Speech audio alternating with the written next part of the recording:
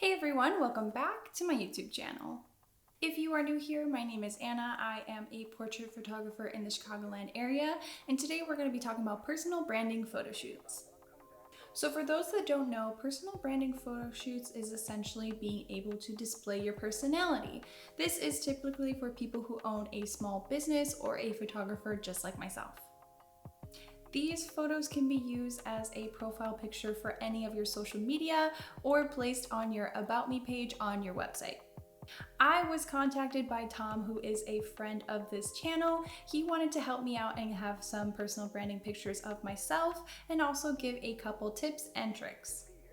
When I got to Tom's studio, everything was all set up and ready to go, and I was wearing my casual outfit first, and then I wanted to switch into my business suit.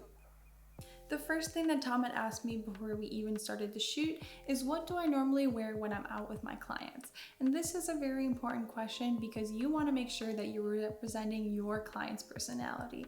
I usually wear something a little more casual and comfortable so that way I can get into those uncomfortable positions to get those good shots. So it made more sense for me to wear a casual outfit first. I also want to mention that I was wearing the same white blouse with the casual outfit as well as the business outfit. And this might be something that you want to tell your clients. If you want to speed up that changing process and make sure they swiftly go from one outfit to the other, maybe try to incorporate the same pieces in the shoot. The first tip that I have for you is to talk to your client and ask them how they want to be portrayed. For example, if you have a young and energetic client, you most likely won't be putting them into restricting professional clothing as well as putting them into a business background. You probably will be putting them into some casual clothing and in a casual background. It's really important to ask your client how they want to be viewed by their clients. Are they very professional and very strict, or are they fun and a little laid back? Collaborative projects always rely on communication. That's going to be key for any type of photo shoot that you are doing. So make sure that you already know their expectations and what they have already to make sure that you're not duplicating everything that they already have. Once you guys have decided on the ideas, the second tip that I have for you, and this is something that I should be doing with my own photo shoots, is to have a mood board. What a mood board is essentially a bulletin board that collects all of both of your ideas together.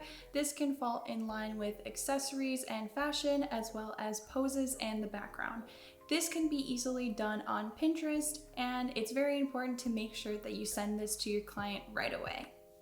The reason you want to be sending your mood board right away is because you want to make sure that the client has enough days to process all of the information that's on the mood board and make sure they approve of it before the photo shoot.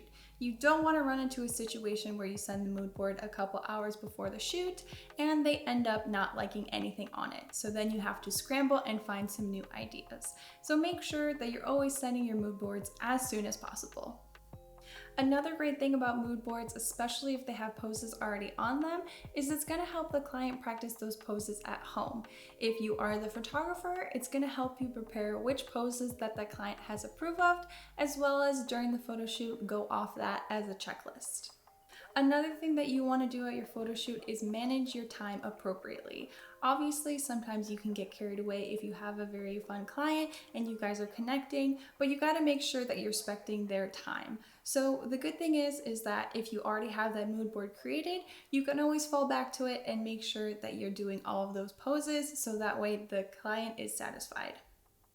If your client comes with one or more outfits, it's important for you to know that ahead of time so that way you can manage your time correctly. You don't want to run into a situation where you're at a photo shoot and the only time that you spent was with one outfit when the client has come with multiple outfits. So it's very important to make sure that you keep yourself at a timer and make sure that you leave enough time in between for them to quickly change in and out of outfits. I usually wear a watch when I'm at my photo shoots so that way I can manage my time correctly and not look like I am just staring at my phone. If I have a 1 hour photo shoot and the client has 2 outfits, I'd recommend to have 25 minutes set for the first outfit, 5 minutes to change depending on how difficult it is for the client to switch out of them, and then 30 minutes for the second outfit.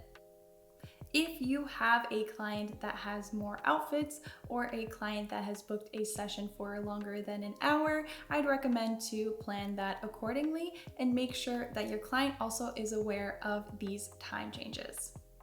The last tip that I have for you is to just have fun with it. If you're providing a lot of positive energy to your client, they are going to be in a happier mood and produce better photos. This is usually going to be the highlight of your photo shoot, so it's better to make sure to put on some music, have a little fun, and just keep snapping those photos. I do want to send a huge thank you to Tom, who provided all of these tips and tricks, as well as produced these awesome photos. So if you are interested in checking out Tom's work, I will list his website down below, as well as place some photos up here. While Tom and I were filming this YouTube video, I had actually come up with a couple other YouTube ideas. So if you're interested in videos like what you need to bring to a photo shoot, don't forget to like this video and comment down below. But that is the end of this video. If you like this video, don't forget to like, comment, and subscribe, and hit the notification button to get notified every single time I post a new video. If you're interested in more videos just like this, I have a playlist created where I go over my tips and tricks, so that will be listed up here as well as in the description box below. If you're interested in traveling the world with me and seeing what I do in my free time, that will also be listed down below. But that is all that I have for you guys today. I hope you guys are staying safe, and I'll see you guys in the next video.